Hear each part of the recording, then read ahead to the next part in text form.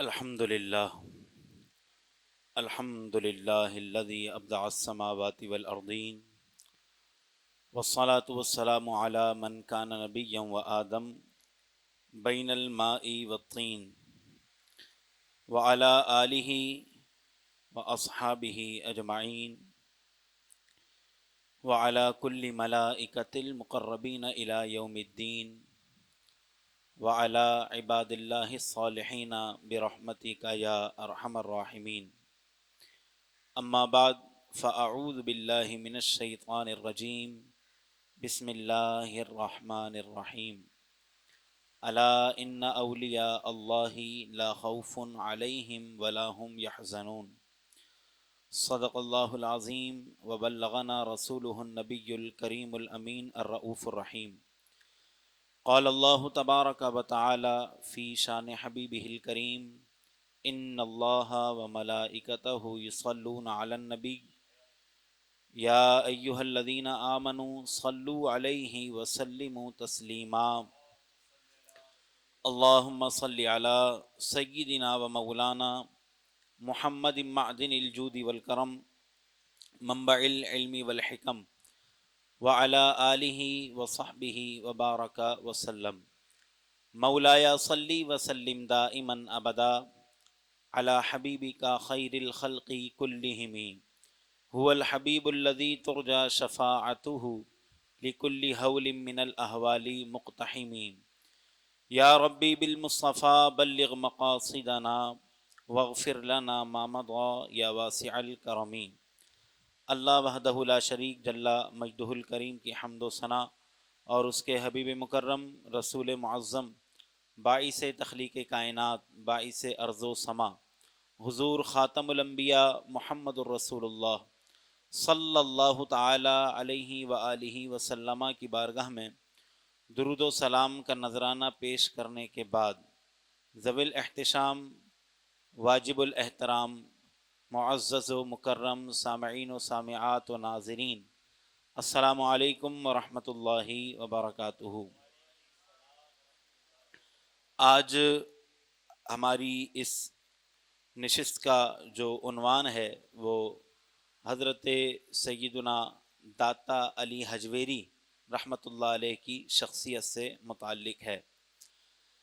داتا علی حجویری رحمۃ اللہ علیہ کی جو تاریخ ولادت ہے اس کے سن کے اوپر جو مورخین کا اتفاق ہے وہ یہ ہے کہ 400 سنہ ہجری میں آپ کی ولادت ہے اور 465 ہجری 20 صفر المظفر کو آپ کا وصال ہے۔ یوں آپ کی جو عمر ہے وہ 65 سے 66 سال کے لگ بھگ بنتی ہے، تو 20 صفر المظفر قریب ہے، تو اسی مناسبت سے ہم نے یہ محفل جو ہے وہ منعقد کرنے کی سعادت حاصل کی ہے۔ صفر المظفر کے مہینے میں کئی مشائخ اور بزرگوں کا عرس آتا ہے۔ خود داتا علی حجویری رحمۃ اللہ علیہ کے جو جد امجد ہیں حضرت امام حسن رضی اللہ تعالیٰ عنہ کے صاحب زادے حضرت سیدنا زید رضی اللہ تعالیٰ عنہ، تو ان کا بھی جو یوم عرس ہے، یوم وصال ہے، وہ صفر المظفر میں ہی آتا ہے۔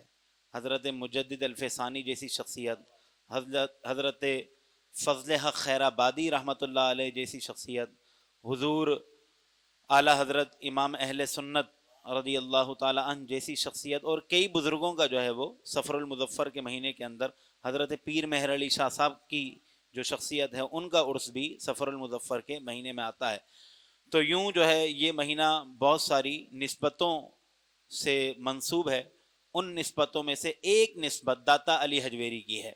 ظاہر ہے کہ ہمارے ایک مہینے میں 4 اتوار ہوتے ہیں، تو ہم اسی مناسبت سے محافل کا انعقاد کرتے ہیں، تو اس اتوار کا موضوع ہم نے داتا صاحب کو رکھا ہے۔ داتا علی حجویری رحمۃ اللہ علیہ کا نام کیا ہے، آپ کی جائے ولادت کیا ہے، اور آپ کتنے واسطوں سے نسبی اعتبار سے جو ہے آپ کا نسب حضرت علی رضی اللہ تعالیٰ عنہ تک پہنچتا ہے، اور طریقت کے اعتبار سے کتنے واسطوں کے ساتھ جو ہے وہ حضرت علی تک پہنچتا ہے، یہ میں آپ کی خدمت میں رکھتا ہوں۔ مختلف مورخین نے یہاں پر بات کی ہے کہ داتا علی حجویری رحمۃ اللہ علیہ کا جو نسب ہے وہ 6 یا 7 یا پھر 8 یا 9 واسطوں سے حضرت مولا علی رضی اللہ تعالیٰ عنہ سے جا کر مل جاتا ہے. حضور غوث اعظم رضی اللہ تعالیٰ عنہ کا جو نسب ہے وہ 11 یا 12 واسطوں سے حضرت علی سے جا کر ملتا ہے، اور حضرت داتا علی حجویری کا جو نسب ہے اس کے اندر 2 قول ہیں، یا تو 6-7 واسطوں سے ملتا ہے یا پھر 8 یا 9 واسطوں سے جا کر حضرت علی سے آپ کا نسب جو ہے وہ جا کر مل جاتا ہے.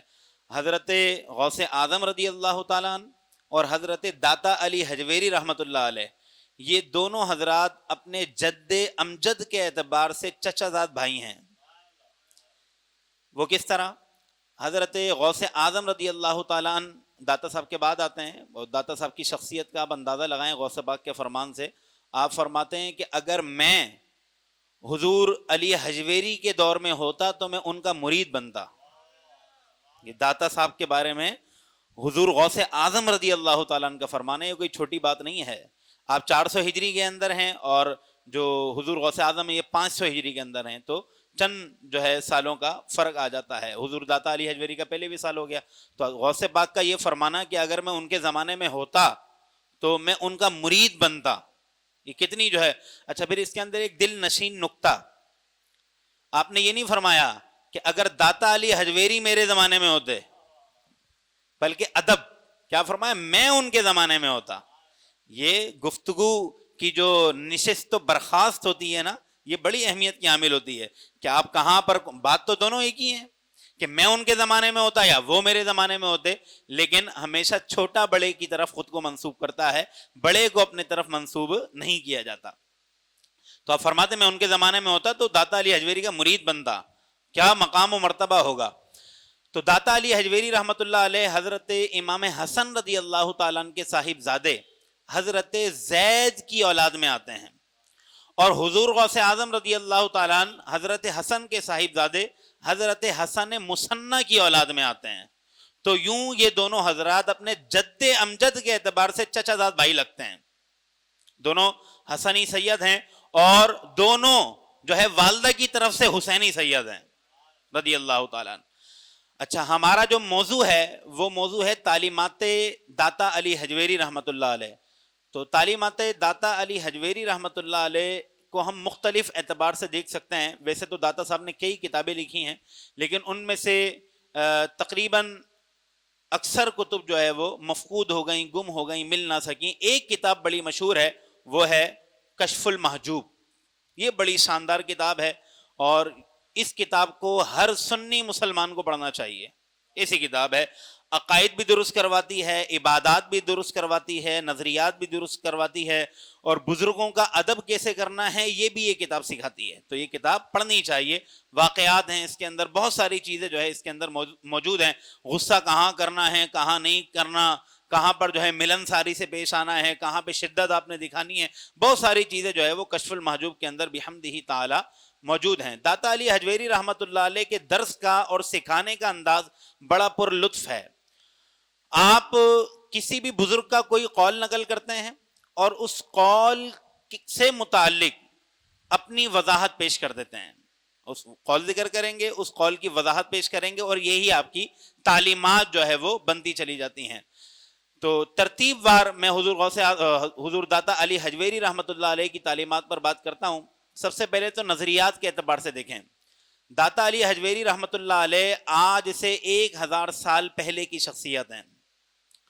غالباً حضرت امام غزالی یا امام احمد بن حنبل کا فرمان ہے جو امام غزالی نے احیاء کے اندر نقل کیا ہے.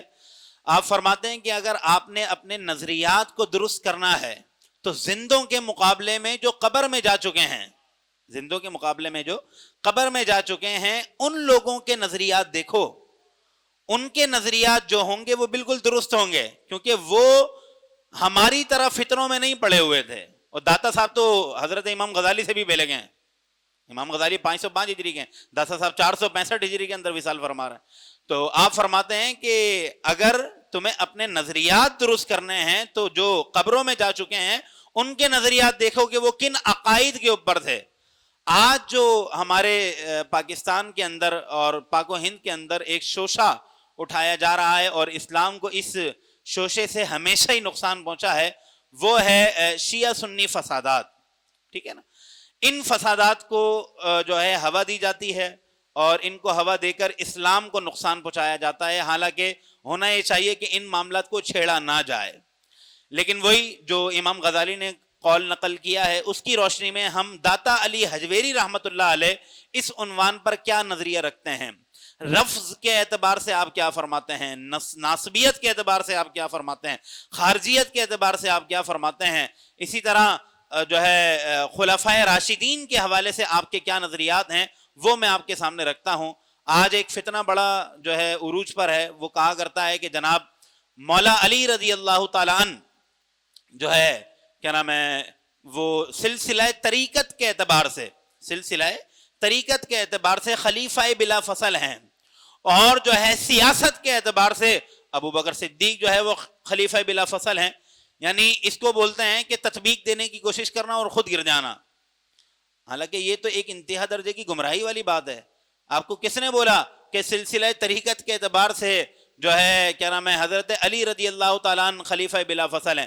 جناب سیاست اور طریقت کو آپ الگ کہاں کرنے جا رہے ہیں، وہ بھی اس دور کے اعتبار سے. سمجھ رہے باتیں سمجھ میں آ رہی ہیں؟ تو داتا علی حجویری رحمت اللہ علیہ آج سے 1000 برس پہلے کیا فرماتے ہیں، 1000 سال پہلے کیا فرماتے ہیں طریقت کے ائمہ کے اعتبار سے.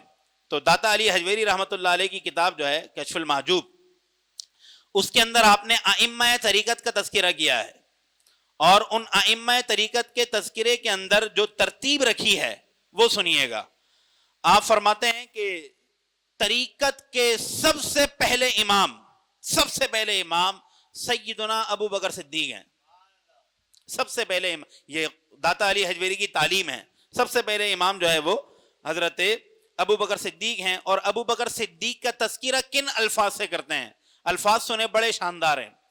فرماتے ہیں کہ صحابہ کرام میں شیخ الاسلام بعد از انبیاء خیر الانام علیہ السلام، خلیفہ و امام، تارکین دنیا کے سردار، صاحبان خلوت کے شہنشاہ، آفات دنیاوی سے پاک اوصاف والے، امیر المومنین سیدنا ابو بکر عبداللہ بن عثمان ابی قحافہ یعنی صدیق اکبر رضی اللہ تعالیٰ عنہ ہیں. کتنے شاندار الفاظ ہیں. اور آپ حضرت ابو بکر صدیق رضی اللہ تعالیٰ عنہ کا مقام و مرتبہ عام لوگوں کے مقابلے میں سمجھاتے ہوئے اس کا تقابل کرتے ہیں سیدنا عمر بن خطاب کے تذکرے کے ساتھ. یہ سننے والا ہے. آپ فرماتے ہیں جناب ابو بکر صدیق مقام مشاہدہ کے امام ہیں. مقام مشاہدہ یعنی انوار الہیات کے اندر گم ہیں، مقام مشاہدہ کے امام ہیں. اور سیدنا عمر بن خطاب مقام مجاہدہ کے امام ہیں. مقام مجاہدہ کے امام ہیں. آپ فرماتے ہیں کہ مقام مشاہدہ اور مقام مجاہدہ ان دونوں میں فرق کیا ہے، نسبت کیا ہے؟ آپ فرماتے ہیں کہ مقام مشاہدہ سمندر کی طرح ہے، اور اس کے سامنے مجاہدے کی مثال ایسی ہے گویا سمندر کے آگے ایک قطرہ ہو. مشاہدہ سمندر کی مانند ہے اور مجاہدہ اس سمندر کے آگے ایک قطرے کی مانند ہے. آپ فرماتے ہیں کہ بندوں ذرا اندازہ تو لگاؤ کہ وہ بطل جلیل سیدنا عمر بن خطاب جو عزت اسلام ہے، اس کی ذات کے اوپر اللہ نے اپنے 2 وعدوں کو پورا فرمایا ہے، وہ ایسی عظیم الشان ہستی ابو بکر صدیق کے آگے درجہ رکھتی ہے کہ جیسے سمندر کے آگے ایک قطرہ ہوتا ہے. ماں و شما یعنی میں اور تم کس گنتی میں آتے ہو؟ ان کے بعد حضرت عمر کے بعد پھر مولا عثمان کا درجہ ہے، پھر مولا عثمان کے بعد مولا علی کا درجہ ہے. تو ابو بکر صدیق کے درجے کا تو اندازہ کون لگا سکتا ہے؟ جب اب عمر بن خطاب کی حالت یہ ہو اس درجے کے آگے، تو پھر اس کا اپنا مقام و مرتبہ کیا ہوگا؟ پھر آپ اس کو تھوڑا سمجھاتے ہیں. آپ فرماتے ہیں کہ مقام مجاہدہ اور مشاہدہ کو ذرا یوں سمجھو. ابو بکر صدیق رضی اللہ تعالیٰ عنہ کی، اچھا یہ ساری تعلیمات ہیں، آپ کبھی سمجھیں جناب آپ نے ابو بکر صدیق اور عمر بن خطاب کے فضائل شروع کر دیے، یہ مقصود نہیں ہے. یہ داتا علی حجویری کی زبان کیا کہتی ہے ان کے بارے میں، یہ ہمارا مقصود ہے. تو ابو بکر صدیق رضی اللہ تعالیٰ عنہ کے بارے میں سیدنا داتا علی حجویری رحمۃ اللہ علیہ فرماتے ہیں کہ آپ جب بھی تلاوت کرتے تھے، حضرت ابو بکر صدیق تلاوت کرتے، نماز کے اندر نوافل وغیرہ پڑھتے تو بہت ہلکی آواز میں تلاوت کرتے تھے، بہت سری ہلکی آواز سے جو ہے وہ تلاوت کیا کرتے تھے. جبکہ حضرت عمر بن خطاب کا جو معمول تھا وہ تیز آواز سے تلاوت کرتے تھے. اتنی تیز آواز ہوتی کہ اگر کوئی جو ہے نماز فجر میں سو رہا ہے، اس کی آنکھ نہیں کھلی تو آواز سے اٹھ جائے، اور جو غافل ہے وہ آپ کی آواز سے اٹھ جائے. تو آپ فرماتے ہیں کہ ابو بکر صدیق جو تلاوت کرتے تھے وہ مقام مشاہدے سے کرتے تھے، اور سیدنا عمر بن خطاب جو تلاوت کرتے تھے وہ مقام مجاہدہ پر کرتے تھے کہ دوسرے کو اٹھانا ہے اور تکلیف بھی برداشت کرنی ہے. تو ان دونوں چیزوں کو سمجھیں کیسے؟ ان دونوں چیزوں کو، مشاہدے کو، ہلکی آواز سے تلاوت کرنا مشاہدے کے طور پر ہو گیا، اور بلند آواز سے تلاوت کرنا ہے مجاہدے کے طور پر ہو گیا. اس کو سمجھے کیسے ہیں؟ آپ فرماتے ہیں کہ قربان جاؤ رؤوف الرحیم آقا پر، قربان جاؤ رؤوف الرحیم آقا پر، کہ جنہوں نے یہ عقدہ ہمارے لیے حل فرمایا اور اس پریشانی کو ہمارے لیے کھول دیا. حضور سید عالم صلی اللہ تعالی علیہ وآلہ وسلم نے اپنے ان دونوں یاروں اور دونوں غلاموں سے ان دونوں وجوہات کی وجہ پوچھی تھی. ابو بکر صدیق سے حضور پوچھتے ہیں کہ اے میرے غار یار، تم جو ہے بہت ہلکی اور نرم آواز سے تلاوت کرتے ہو، اس کی وجہ کیا ہے؟ بہت نرم آواز سے تلاوت کرتے ہو. یہ کون پوچھ رہا ہے؟ سید عالم پوچھ رہے ہیں ابو بکر صدیق سے، تم ہلکی آواز سے تلاوت کیوں کرتے ہو؟ تو سنیے ابو بکر صدیق نے کیا جواب دیا، جو داتا علی حجویری نے اپنی کتاب میں نقل کیا. حضرت ابو بکر صدیق فرماتے ہیں اسمع من اناجیہ، اسمع من اناجیہ، یا رسول اللہ میں نے جس کو کلام سنانا ہے اور میں جس سے مناجات کر رہا ہوں وہ میرا کلام سنتا ہے، چاہے میں ہلکی آواز سے کروں چاہے وہ بلند آواز سے کروں. تو یہ فرماتے ہیں یہ ہے مشاہدہ. اللہ تعالیٰ تو کیا نام ہے آواز کی تیزی اور جو ہے کمی کا محتاج تو نہیں ہے، اور یہی چیز مشاہدے کی طرف لے کر جاتی ہے، حاضری کی طرف لے کے جاتی ہے، حضوری کی طرف لے کے جاتی ہے. اسمع من اناجیہ، میں ہلکی آواز سے پڑھوں یا تیز آواز سے پڑھوں، جس سے میں مناجات کر رہا ہوں اسمع وہ سننے والا ہے. پھر جو ہے حضور سید عالم صلی اللہ تعالی علیہ وسلم حضرت عمر کے پاس آئے. حضرت عمر سے پوچھا عمر تم جو ہے اتنی بلند آواز سے تلاوت کرتے ہو، اس کی وجہ کیا ہے؟ تو حضرت عمر بن خطاب نے فرمایا اوقظ الوسنان ای النائم واطرد الشیطان، یا رسول اللہ میں سوتے ہوئے کو جگانا چاہتا ہوں اور شیطان کو بھگانا چاہتا ہوں. میں سوتے ہوئے کو جگانا چاہتا ہوں اور شیطان کو بھگانا چاہتا ہوں. داتا علی حجویری فرماتے ہیں کہ دوستوں بس یہی ہے مقام مشاہدہ اور مقام مجاہدہ. تو یہ سب سے پہلا آپ کا یہ فرمانا جس پر میں نے گفتگو شروع کی تھی کہ طریقت کے سب سے پہلے امام سیدنا ابو بکر صدیق ہیں، ان کے بعد سیدنا عمر بن خطاب ہیں، اور ان کے بعد عثمان بن عفان رضی اللہ تعالی عنہ ہیں. حضرت عثمان بن عفان تو ایسی شخصیت ہیں کہ صوفیہ فرماتے ہیں کہ ہم ان سے حالت غنا کے اندر فقر سیکھیں، ہم ان سے حالت غنا کے اندر سخاوت سیکھیں. یہ جو ہے سخیوں کے سردار ہیں.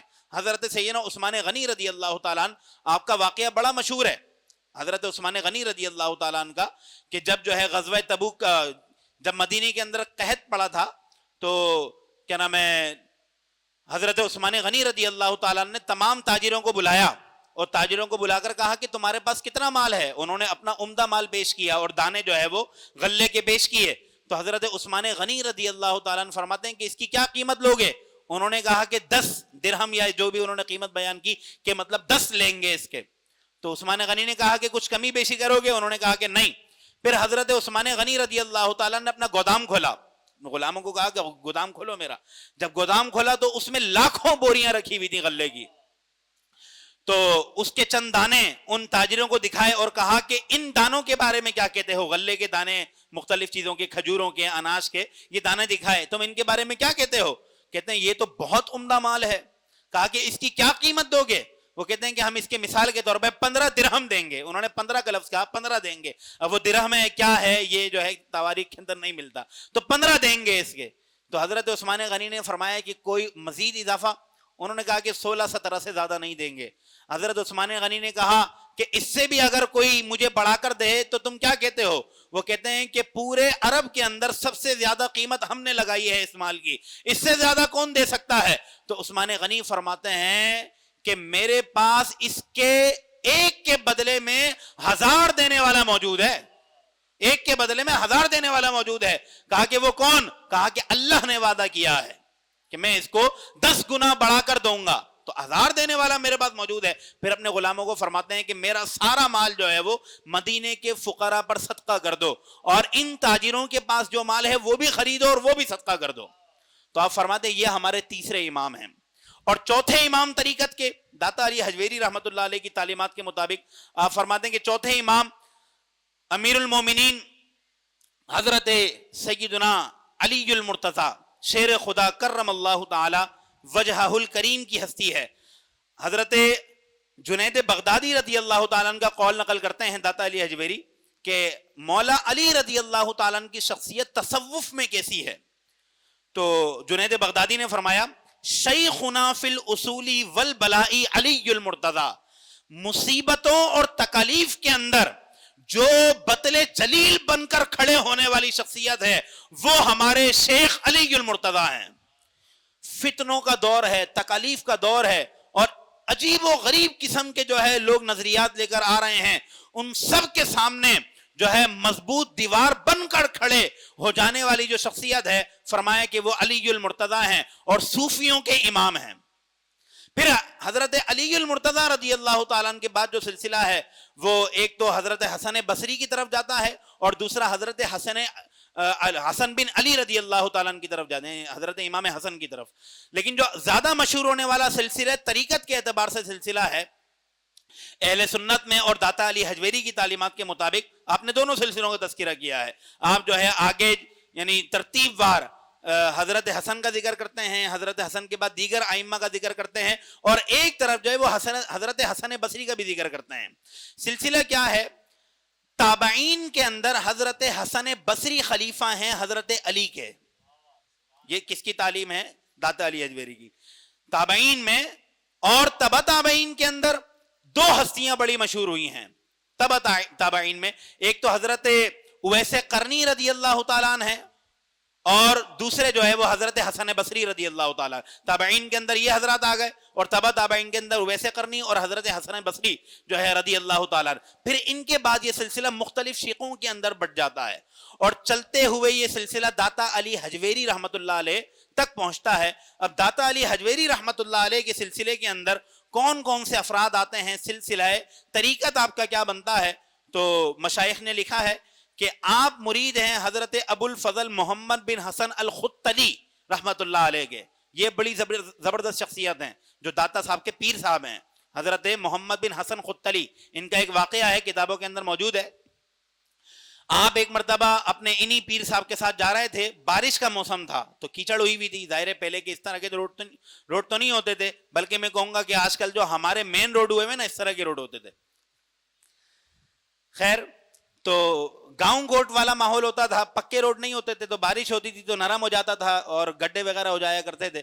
تو آپ نے دیکھا کہ میں چل رہا ہوں، میرے کپڑوں پر میری جو نالین ہے، جوتیاں ہیں، ان کے اوپر تو مٹی اور کیچڑ لگ رہی ہے، لیکن جو ہے میرے پیر صاحب ابو الفضل محمد بن حسن خطلی رحمت اللہ علیہ، ان کے نہ کپڑوں پر کیچڑ لگ رہی ہے نہ ان کے جوتوں پر کیچڑ لگ رہی ہے، حالانکہ ہم دونوں ساتھ چل رہے ہیں، نمبر ایک، اور چل بھی ایک ہی راستے پر رہے ہیں۔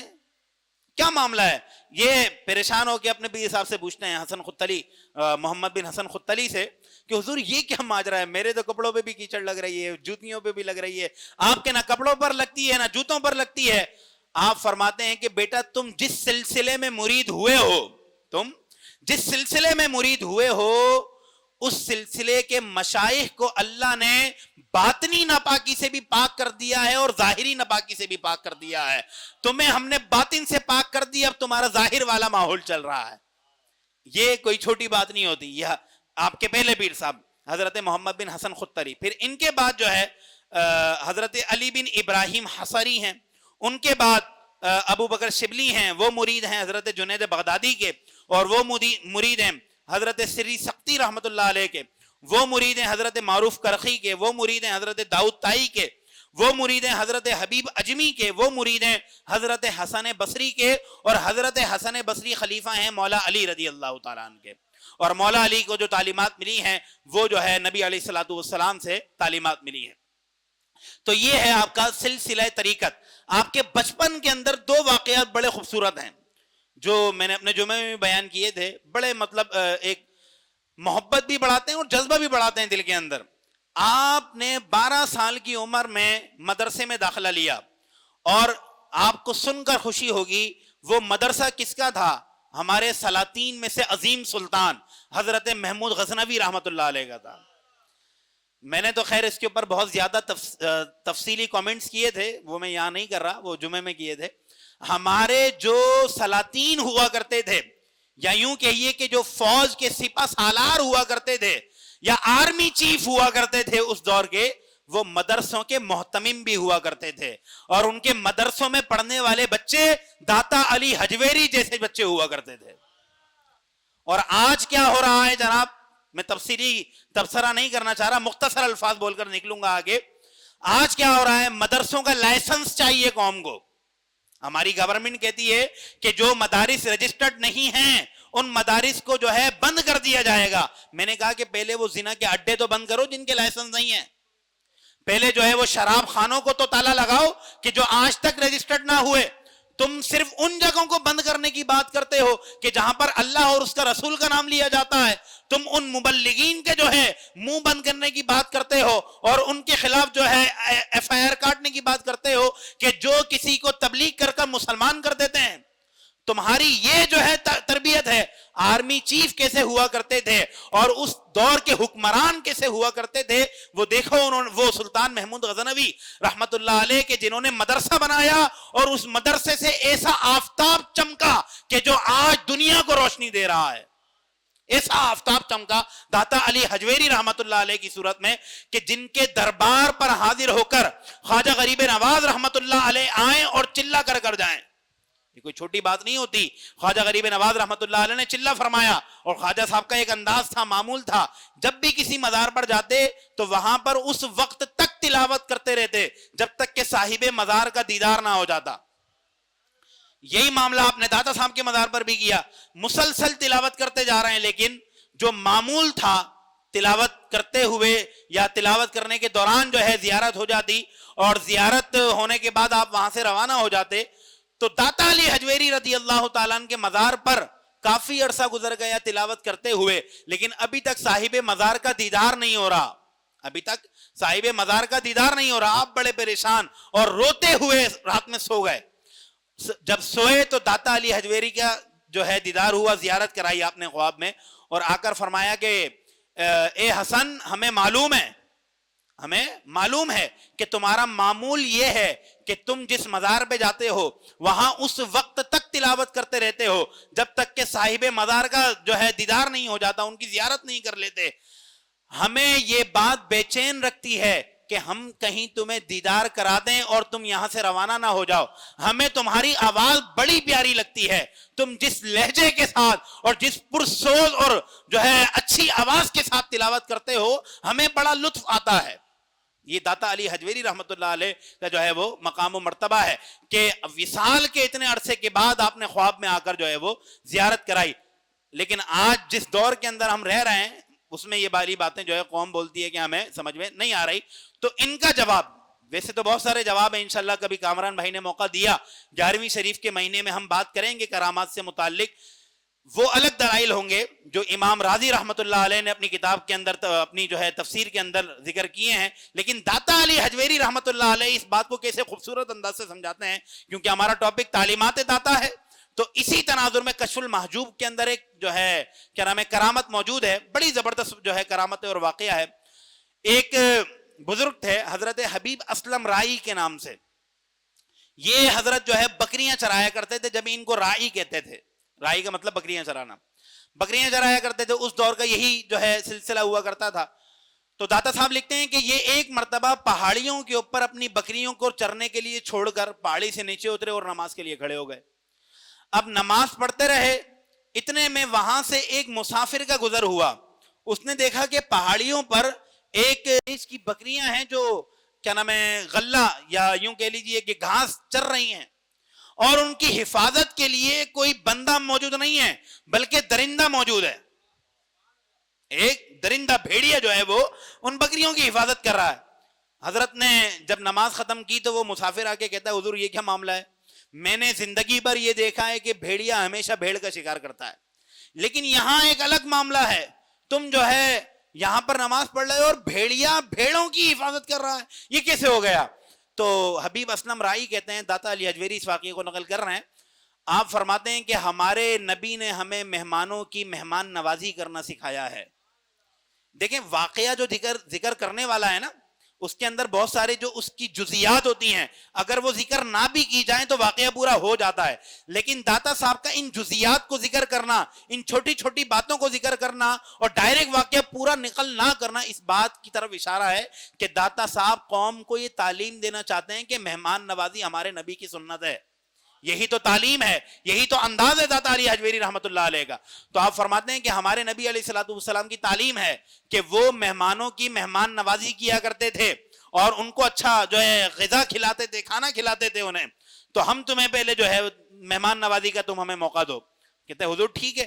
اس دور میں جو ہے لکڑی وغیرہ کے پیالے ہوتے تھے, تو ایک لکڑی کے پیالے کی طرف آپ نے ایک جانب یوں ہاتھ مارا تو وہاں سے شہد ٹپکنے لگا, دوسری طرف ہاتھ مارا تو وہاں سے دودھ جو ہے وہ ٹپکنے لگا, اور یوں جو ہے وہ آپ نے ایک دوسرے پیالے کے اندر جمع کر لیا. وہ بڑا حیران ہوا, وہ کہتا ہے پہلے میں بھیڑ اور بھیڑیوں کے معاملے کو دیکھ کر پریشان تھا, یہاں پہ آپ نے پتھر کے اندر سے دودھ اور جو ہے وہ شہد نکال دیا, یہ کیا چکر ہے؟ فرماتے ہیں کہ تم نے قرآن پڑھا ہے, اللہ کے بندے تم نے قرآن پڑھا ہے؟ وہ کہتا ہے ہاں الحمدللہ میں نے قرآن پڑھا ہے. کہا کہ اس میں سورہ بقرہ بھی پڑھی ہے؟ ہاں سورہ بقرہ بھی پڑھی ہے. کیا تم نے سورہ بقرہ کے اندر حضرت موسیٰ کی قوم کا وہ واقعہ پڑھا ہے جب جو وہ میدان طیہ کے اندر بھٹک رہے تھے 40 سال تک؟ کہتا ہے کہ ہاں پڑھا ہے. کہا کہ وہاں پہ اللہ کا ایک فرمان موجود ہے, جب ان کو پانی نہیں مل رہا تھا تو اللہ تبارک و تعالی نے موسیٰ کو کہا فَضْرِبْ بِعَصَاكَ الْحَجَرَ فَانْفَجَرَتْ مِنْهُ اثْنَتَا عَشْرَةَ عَيْنًا, اے موسیٰ اپنا جو عصا ہے وہ جو ہے پتھر کے اوپر مارو. تو وہاں سے جب انہوں نے پتھر پر عصا مارا اپنا, تو اس پتھر میں سے 12 چشمے جاری ہو گئے. یہ تو قرآن کے اندر ہے نا بھائی, 12 چشمے جاری ہو گئے. تو پھر حبیب اسلم رائی اس بندے سے پوچھتے ہیں کہ مجھے بتاؤ حضرت موسیٰ کی جو قوم تھی وہ موسیٰ کی فرما بردار تھی یا نافرمان تھی؟ وہ کہتے ہیں کہ نافرمان قوم تھی. وہ کہتے ہیں کہ ہم کس کی امت کے اندر ہیں, ہم کس کی امت کے اندر ہیں؟ وہ کہتے ہیں یقیناً موسیٰ کے بھی آقا محمد الرسول اللہ کی امت کے اندر ہیں. کہا کہ میں اور تو اپنے نبی کی سنت پر عمل کرنے والے ہیں یا نہیں؟ وہ کہتا ہے الحمدللہ میں اور آپ دونوں نبی کی سنت پر عمل کرنے والے ہیں. وہ کہتے ہیں حبیب اسلم رائی کہتے ہیں جب تو نے مجھے پہلے دیکھا, سب سے پہلی نظر جب تیری مجھ پر پڑی تو مجھے کس حال میں دیکھا تھا؟ تو حضور نماز پڑھتے ہوئے دیکھا تھا. کہا کہ نماز پڑھنا کس کا حکم ہے؟ کہا کہ اللہ اور اس کے نبی کا حکم ہے. فرمایا کہ جب نافرمان بنی اسرائیل جو موسیٰ کی قوم ہے, نافرمان موسیٰ کی قوم کے لیے اللہ تعالیٰ 12 چشمے پتھر سے نکال سکتا ہے, تو اپنے محبوب کی فرما بردار امت کے لیے اگر پتھر کے اندر سے دودھ شہد نکال دے تو اس کے اندر حیران ہونے والی کون سی بات ہے؟ تو میرے دوستوں میں اب یہاں پر اس بات کو انتباہ کے ساتھ پیش کروں گا. جب قرآن کے اندر بات آ گئی, خواجہ صاحب نے یہ بات جو ہے بالکل, آپ فَانْفَجَرَتْ مِنْهُ اثْنَتَا والا واقعہ دیکھیں, پتھر میں سے پانی نکلا تھا, اور یہاں پر دیکھیں پتھر میں سے دودھ اور شہد نکل رہا ہے. اس کو سمجھنا کون سا مشکل ہے؟ بالکل کامن سی بات ہے. مطلب یہ چیزیں وقوع پذیر ہیں, ان چیزوں کا سمجھ میں نہ آنا آپ کی سمجھ کا قصور ہے, آپ کے اندر کمی رہ جاتی ہے. آپ اپنے دل کو سنوارنے کی کوشش کریں, آپ کا جب دل سنور گی آپ کو باتیں سمجھ میں آ جائیں گی. بڑی پیاری بات جو ہے وہ داتا علی حجویری رحمت اللہ علیہ اپنی اسی کتاب کے اندر نقل کرتے ہیں. تو اس کے اندر آپ نے ایک شخصیت کا قول کی جو ہے وہ سمجھائی ہے, تشریح سمجھائی ہے, وہ سنا کر میں جو ہے اجازت چاہوں گا. حضرت منصور بن عمار رحمت اللہ علیہ کا فرمان ہے, آپ فرماتے ہیں سبحان من جعل قلوب العارفین اوعیۃ الذکر وقلوب الزاہدین اوعیت التوکل وقلوب المتوکلین اوعیت الرضاء وقلوب الفقراء اوعیت القناعت وقلوب اہل الدنیا اوعیت الطمع. آپ فرماتے ہیں کہ پاک ہے وہ ہستی کہ جس نے عارفین کے دلوں کو ذکر کا پیالہ بنایا اور جو ہے زاہدین کے دلوں کو توکل کا پیالہ بنایا, متوکلین کے دلوں کو جو ہے رضا کا پیالہ بنایا, اور فقراء کے دلوں کو قناعت کا پیالہ بنایا, اہل دنیا کے دلوں کو جو ہے حرص کا پیالہ بنایا. آپ فرماتے ہیں کہ اس قول کے اندر ابو منصور نے بڑی عجیب بات بیان کی ہے. اب داتا علی حجویری کا تبصرہ سنیں اس قول کے اوپر. قول تو سن لیے, اس کا مطلب کیا ہے؟ داتا صاحب فرماتے ہیں کہ اللہ نے دنیا کے اندر انسان سب کے سب ایک جیسے پیدا کیے ہیں, بس تھوڑا سا فرق ہے, سمجھیے گا اس چیز کو. سارے انسان ایک جیسے ہیں, صرف تھوڑا سا فرق ہے. سب کے 2 ہاتھ ہیں, سب کے چہرے ایک جیسے ہیں, معمولی فرق ہوتا ہے. سب کی 2 ٹانگیں ہیں اور سب کے جسم کے پارٹس اعضاء ایک جیسے ہیں, لیکن اللہ نے دل سب کا الگ الگ بنایا ہے. دل سب کا الگ الگ بنایا ہے. جو اللہ کے عبادت گزار بندے ہیں اس کے دل میں شیطان اثر نہیں کرتا.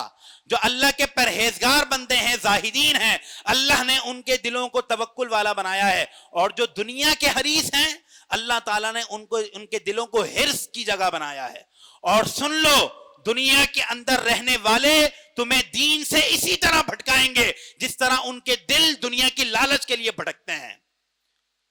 تو لوگوں کے دل الگ الگ ہیں. اپنا دل, اپنے دل کی فکر کریں. ہاتھ پیر سب کے ایک جیسے ہوں گے, کان ناک آنکھیں ایک جیسی ہوں گی, بال اسی طرح سر پر اگیں گے, لیکن دل الگ الگ ہوں گے. اپنا دل غافلوں کی طرف مت جانے دیں. اگر غافلوں کی طرف چلا گیا تو بزرگوں کی یہ باتیں سمجھ میں نہیں آئیں گی.